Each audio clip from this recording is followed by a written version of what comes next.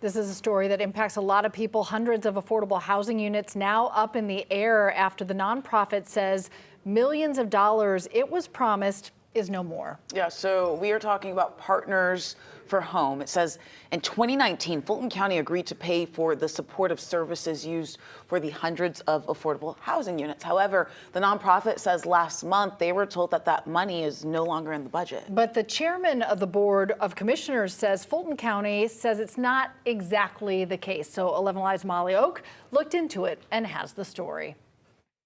Supportive services. Because we can't give a chronically homeless person with a long-term disabling condition a key and say good luck. Saying services like case management are the key to unlocking success. That is really the linchpin to PSH being successful.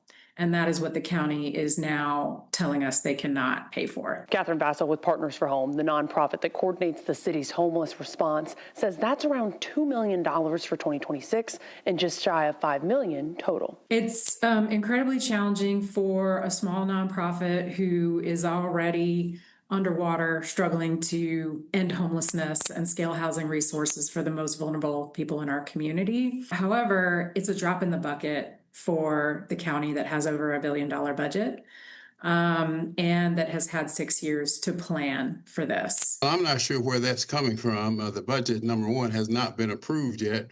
Everything's still on the table.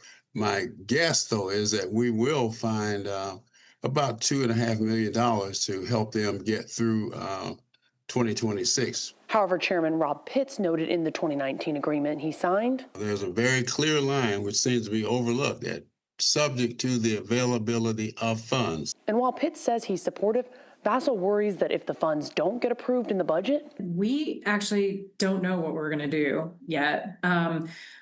I don't know if we can rehouse people in good faith in these units that are coming online without supportive services.